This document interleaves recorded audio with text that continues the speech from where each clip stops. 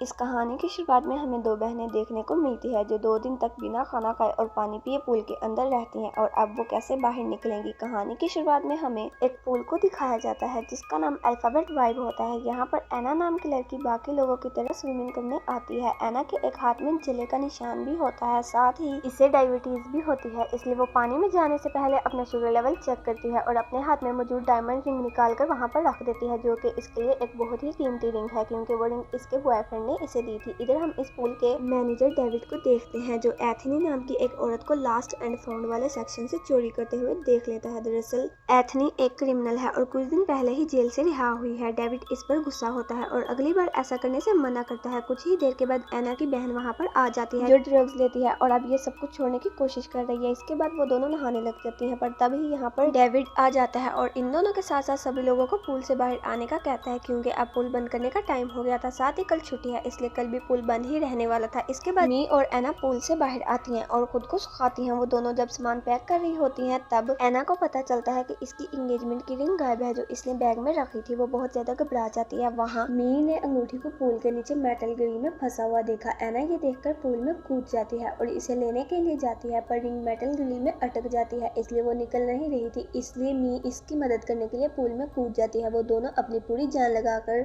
इस रिंग को निकालने की कोशिश करते हैं। इधर डेविड पूल को बंद करने वाला होता है। वो पूल के चारों ओर देखता है पर इसे कोई भी यहाँ नहीं दिखता। यहाँ इसे पता नहीं होता कि दोनों बहनें पानी के अंदर फंस चुकी हैं। डेविड पूल का कवर बंद करके यहाँ से चला जाता है। इधर मी के बाल जाली में फंस चुके थे और एना इसे निकालने में मदद करती है। वो दोनों बिना रिंग निकाले पानी से बाहर आ जाते हैं, पर तब तक पूल का कवर पूरी तरह से बंद हो चुका था और अब ये दोनों पूल के अंदर फंस चुके हैं। दोनों बहनें यहाँ जोर जोर से चिल्लाती हैं पर इनकी आवाज सुनने वाला कोई भी नहीं होता। इन दोनों को पता चल रहा है कि अब 2 दिनों तक यहाँ पर कोई भी नहीं आने वाला क्योंकि वीकेंड में पूल बंद रहता है। जबकि डर के मारे मी कहती है कि अब वो दोनों डूब के मर जाएंगी। वो बहुत ज्यादा घबराने लगती है पर एना इसे संभालती है। इसके बाद दोनों पूल के ऊपर वाले कवर को हटाने या इसे तोड़ने की कोशिश करते हैं, पर वो फाइबर ग्लास का बना हुआ था इसलिए इस पर कोई भी चीज असर नहीं करती। वो दोनों अब पूल के एक ऐसे हिस्से की तलाश में थे जिसे नुकसान पहुंचाकर वो दोनों बाहर आ सके। तभी मी को एक होल दिखता है पर ये इतना छोटा था कि इसका हाथ भी बाहर नहीं आ पा रहा था। यहाँ मी हमेशा नेगेटिव बात करती है। वो दोनों अब मरने वाली है, पर एना इससे कहती है कि हम जरूर यहाँ से बाहर निकलने का रास्ता ढूंढ लेंगे। मी यहाँ से बाहर निकलने के लिए कुछ जरूरी सामान ढूंढने लगती है। तभी इसे एक फाइबर का टुकड़ा मिलता है जिससे वो कवर के होल को बड़ा करने की कोशिश करती है, पर वो होल जरा सा भी बड़ा नहीं होता। इसलिए अब दोनों बहनें हार मान चुकी थी। यहाँ इनको सांस लेने में बहुत ज्यादा मुश्किल हो रही थी, पर एना कहती है कि मेरा बॉयफ्रेंड मुझे कॉल करेगा और अगर मैं ना मिली तो मुझे जरूर ढूंढने की कोशिश करेगा। पर मी एना से लड़ने लगती है क्योंकि इस रिंग की वजह से वो दोनों इस पूल में फंस चुके थे। यहाँ पर मी बताती है कि वो एना के लाइफस्टाइल और हाल में हुई इस एंगेजमेंट से खुश नहीं थी क्योंकि इसके पास हर एक चीज है और मी के पास कुछ भी नहीं। यहाँ पर हमें पता चलता है कि मी एना से इतना ज्यादा जलती है कि इसने एना के बैग से अंगूठी निकाली और इसे पूल में फेंक दिया। ये सब सुनकर एना इस पर बहुत ज्यादा गुस्सा करती है और फिर अपनी रिंग को मेटल ग्रिल से निकाल लेती है। एना ऊपर आती है और मी से कहती है कि मेरे पास एक आइडिया है। वो नीचे लगे मेटल ग्रिल को निकालने वाली थी ताकि वो पूल के कवर को तोड़कर बाहर निकल सके, पर मी एना का साथ देने से मना कर देती है क्योंकि वो डर रही होती है कि कहीं इसके बाल फिर से जाली में न फंस जाए। एना अकेले ही इस जाली को निकालने की कोशिश करती है पर वो नहीं निकलती। इधर एना का बॉयफ्रेंड बार बार इसे कॉल करता है पर वो तो पूल के अंदर फंस चुकी थी। यहाँ पर एना के सर में दर्द होने लगता है। मी इससे पूछती है कि क्या हुआ, जिस पर वो कहती है कि इसे 3 साल से डायबिटीज है और अगर इसने टाइम पर इंसुलिन का डोज नहीं लिया तो वो कोमा में भी जा सकती है। ये सुनकर मी डर जाती है और इसकी मदद करना चाहती है। वो अपनी पूरी ताकत लगाकर इस पूल को बड़ा करने की कोशिश करती है पर कुछ भी नहीं होता। इसके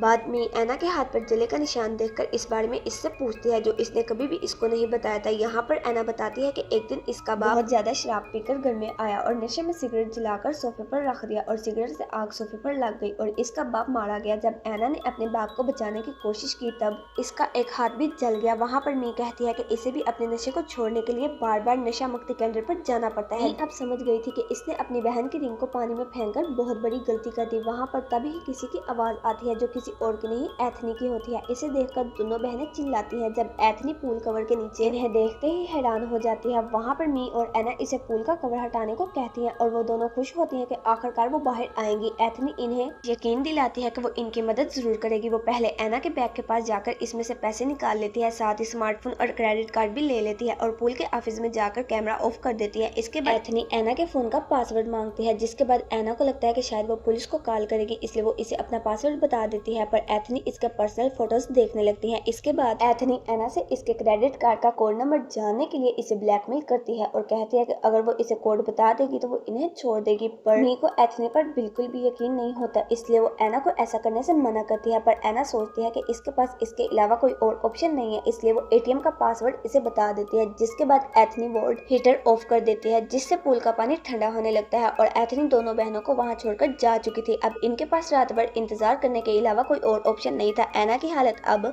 खराब होने लगती है, जिसे देखकर मी पूल के नीचे लगी जाली को हटाने जाती है, पर डर के मारे वो वापस आ जाती है। दरअसल इन दोनों के डैड बचपन में इनको अब्यूज किया करते थे, जिसका ट्रामा आज भी मी को आता है। वहाँ एना की हालत बहुत ज्यादा खराब होने लगती है और वो कोमा में भी जा सकती है। इधर एथनी इन दोनों बहनों की बातें चुपकर सुन रही थी, क्योंकि एथनी को एना के अकाउंट से बहुत कम पैसे मिले थे। वहाँ मी इससे कहती है कि जल्दी से पूल का कवर खोल दो, नहीं तो इंसुलिन ना देने की वजह से इसकी मौत भी हो सकती है। पर एथनी को लगता है कि यहाँ से निकलने के लिए वो बहाना बना रही है। एना समझ गई थी कि वो इसकी बात नहीं सुनेगी। इधर मी को एथनी पर बहुत ज्यादा गुस्सा आता है। वो टाइल के एक टुकड़े को नीला कर देती है और एथनी को पूल के कवर के छोटे से हिस्से पर अपना कान रखने के लिए कहती है, क्योंकि वो इसे एक राज की बात बताने लगती है। एथनी जब होल के पास अपना कान ले जाती है, तब मी टाइल के एक नुकीले टुकड़े से इसके कान पर बांधती है, जिससे इसके कान से खून निकलने लगता है और वो बाथरूम में चली जाती है। वो गुस्सा हो जाती है और ऑटोमेटिक पूल प्लानिंग सिस्टम को ऑन कर देती है, जिससे इन दोनों का क्लोरीन गैस की वजह से दम घुटने लगता है और एना बेहोश हो जाती है। पर मी किसी तरह से इसे पानी से बाहर रखती है, जिसके बाद मी और एना दोनों बहनें एथनी से माफी मांगती है। तब वो ऑटोमेटिक पूल प्लानिंग सिस्टम को ऑफ कर देती है, क्योंकि इसे डर भी था कि कहीं इसकी वजह से इन दोनों की मौत ना हो जाए और फिर इसकी सजा की वजह से इसको जेल ना जाना पड़े। फिर कुछ ही देर के बाद वो एना से कहती है कि अगर तुम दोनों को यहाँ से बाहर निकलना है तो मुझे अपनी डायमंड की रिंग दे दो। एना के पास रिंग देने के अलावा कोई और ऑप्शन नहीं था, इसलिए वो एथनी को रिंग दे देती है। पर मदद करने की जगह एथनी वो रिंग लेकर वहाँ से चली जाती है। मी को पता था कि इनके साथ ऐसा ही होने वाला है। कुछ ही देर के बाद एना को पुलिस का सायरन सुनाई देता है और वो देखती है कि पूल का कवर हट गया है और इसका बॉयफ्रेंड इसे बचाने के लिए पुलिस के साथ आया है और वो इसे बाहर निकालता है। पर ये सब इसका एक ख्वाब होता है। एना देखती है कि मी इस टाइल के टुकड़े से अपना गला काटने वाली है, पर एना इसे ऐसा करने से रोकती है और इसे समझाने लगती है। पर मी कहती है कि मेरा मर जाना ही अच्छा होगा, क्योंकि तुम्हारे पास तुम्हारी फैमिली है, पर मी अकेली है। मी कहती है कि वैसे भी मैंने तुम्हें इस हालत में डाला है, तुम्हारी इस हालत का जिम्मेदार कोई और नहीं बल्कि मैं हूँ। पर एना कहती है कि तुम इस तरह से मत करो, देखो इसमें तुम्हारी कोई भी गलती नहीं है और मैं हूँ ना तुम्हारा ख्याल रखने के लिए। अब यहाँ पर सीन शिफ्ट होता है और हम यहाँ पर देखते हैं कि एना का बॉयफ्रेंड बार बार इसके फोन पर कॉल और मैसेज करता है। वो मैसेज में लिखता है कि अगर तुम 5 मिनट में मेरे मैसेज का जवाब नहीं दोगी तो मैं पुलिस के पास जाऊंगा। ये मैसेज देखकर एथनी डर जाती है और इसे अपनी गलती का एहसास होता है। वो अब दोनों बहनों को यहाँ से निकालना चाहती है, पर इसे पुलिस का भी डर होता है कि कहीं ये पुलिस को ना बता दे। एथनी अब दोनों बहनों के पास जाती है। इस पर दोनों बहनें इससे अच्छे से बात करती हैं और खुद को बाहर निकालने को कहती हैं, जिस पर एथनी मान जाती है और इन्हें पुलिस को इन सब के बारे में बताने से मना करती है। वो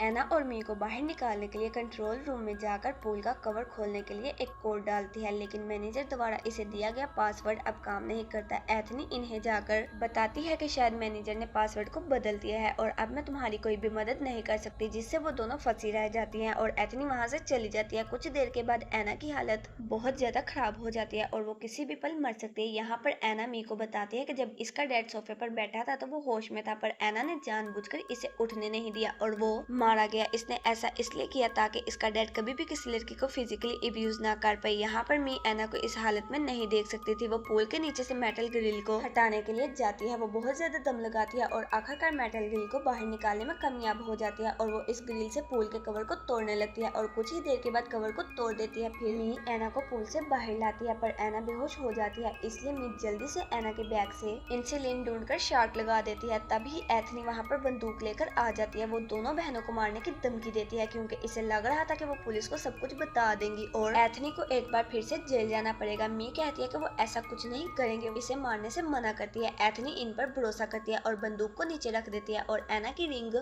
वापस कर देती है। तब मी एथनी को वहाँ से जाने को कहती है। वो वहाँ से चली जाती है। इसके बाद मी पुलिस और एम्बुलेंस को कॉल करती है। इसके बाद हॉस्पिटल के बाहर स्ट्रेचर पर एना को होश आता है और मी इसे रिंग वापस कर देती है। इसके बाद वो दोनों एक दूसरे को गले लगा देती है। दरअसल मी ने एथनी को पुलिस के हवाले इसलिए नहीं किया था क्योंकि इसके अंदर जो बुराई थी वो खत्म हो गई थी। और इसी के साथ मूवी भी यहीं पर खत्म हो जाती है। आपको हमारी वीडियो कैसी लगी कमेंट सेक्शन में जरूर बताएं और ऐसी मजीद वीडियोस के लिए हमारे चैनल को लाइक करें, सब्सक्राइब करें। अब हम आपको मिलते हैं नेक्स्ट वीडियो में इंशाल्लाह। अल्लाह हाफिज।